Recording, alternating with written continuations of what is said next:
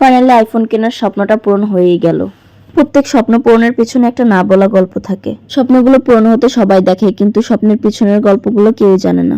Hello everyone, আসসালামু আলাইকুম। This is me Nadia from my page Nadia's world. কেমন আছেন সবাই? আশা করি সবাই খুবই ভালো আছেন। আমরাও আলহামদুলিল্লাহ অনেক ভালো আছি। বিয়ের আগে স্বপ্ন পূরণের দায়িত্ব ছিল মা বাবার, আর এখন তো স্বামীর দায়িত্ব। আলহামদুলিল্লাহ সে আমার ছোট থেকে ছোট স্বপ্নগুলো পূরণ করার চেষ্টা করে। বিয়ের এত বছর পরেও নতুন কোনো এরকম ড্রেস দেখলে মনে হয় আবার বউ সেজে বসে যাই, বউ সেজে পালকিতে উঠে বসি। এখনো মনে হয় নতুন বউ সাজি। মেয়েরা আসলে এরকমই, তাই না? চলেন শুরু থেকে শুরু করি। তো সেদিন চলে গিয়েছিলাম বসুন্ধরা সিটিতে। আর বসুন্ধরা সিটি কম বেশি অনেকেই চিনি, তো এটা চেনানোর মতো কিছুই নাই। আচ্ছা, একটা হাতকে সুন্দর রাখতে আরেকটা হাতের অনেক পরিশ্রম করতে হয়, তাই না? ওয়াইফের হাতগুলোকে সুন্দর রাখতে স্বামীরা কত পরিশ্রম করে। পুরুষের ভালোবাসা আসলে বোঝা মুশকিল, তাই না?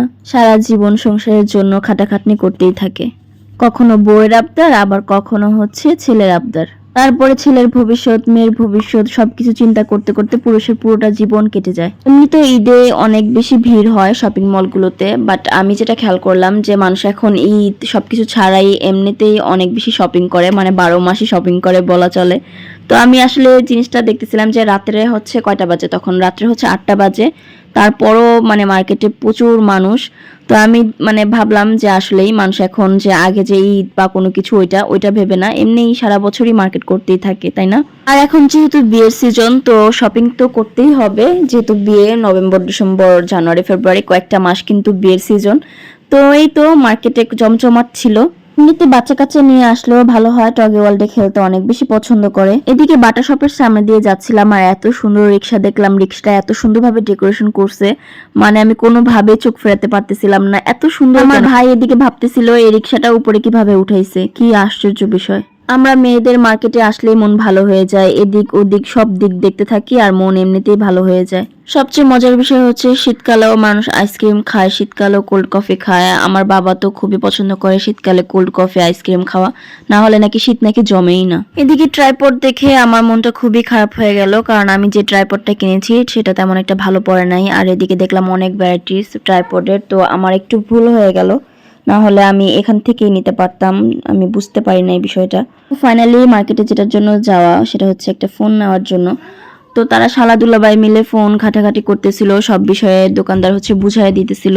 যে কোনো জিনিসে মনের মিলটা অনেক ইম্পর্টেন্ট, মানে ফোন হোক বা যেটাই হোক, মন থেকে যদি মানে না পছন্দ হয় তাহলে কিন্তু কোনোভাবেই কেনা যায় না। এই দোকান বাদ দিয়ে আমরা অন্য দোকানেও যাই, বাট তারপর হচ্ছে আরো ঘোরাঘুরি করি, বাট কোনোভাবেই হচ্ছে মানে পছন্দ হইতেছিল না। তখন মনে হচ্ছিল আগের দিনই ভালো ছিল, কারণ তখন নোকিয়া ছিল, নোকিয়া বাটন মোবাইল, ওগুলাই মানুষ ইউজ করতো, একটাই ছিল আর এত ভ্যারাইটিস আইটেমও ছিল না। তো যাই হোক, যে কোনো কিছু কিনতে গেলে কিন্তু অবশ্যই বুঝে শুনে দেখে তারপরে কিনতে হবে। যেহেতু ডিভাইস, তো র্যাম রোমেরও বিষয় থাকে, তাই সবকিছু দেখে শুনে বুঝেই নেওয়া ভালো। ফোন কেনার ক্ষেত্রে কিন্তু আপনারা অবশ্যই বছরের শেষটা চুজ করতে পারেন, মানে যারা হচ্ছে সেল চান, কারণ বছরের শেষে কিন্তু অনেক টাইপের সেল থাকে। আর এছাড়াও প্রত্যেকটা জিনিসের উপর কিন্তু অনেক বেশি সেল চলে বছর শেষে, যে ইয়ার এন্ডিং সেল যেটা বলে। মিনিসোর ডলগুলো যেন তাকায় আছে আমার দিকে, তাই না? ভাই তো ফোন কিনতে এসে খুবই টেনশনে পড়ে গেছে, কোনটা রেখে কোনটা নিবে। তো ফাইনালি একটা ফোন কিন্তু নিয়েই ফেলেছি আমরা।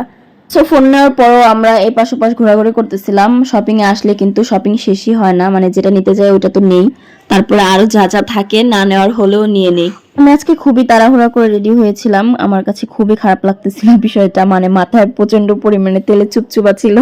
তো যাই হোক, ছোট ভাইয়ের রিকোয়েস্টের জন্য শুধুমাত্র যাওয়া হয়েছিল। ভাই কোনোভাবে আমাকে ছাড়া ফোন কিনতে যাবে না। ফ্যামিলির ভালোবাসার জন্য অনেক কিছু না চাইতেও করতে হয়। তো আজকের ভিডিওটা এত বেশি লেন্থলি করব না, দেখতেও খারাপ লাগে, আপনারা হয়তো বোরিং হয়ে যাচ্ছেন। তো আজকের ভিডিও এখানেই শেষ করছি, নেক্সট ব্লগ দেখার ওয়েলকাম করছি।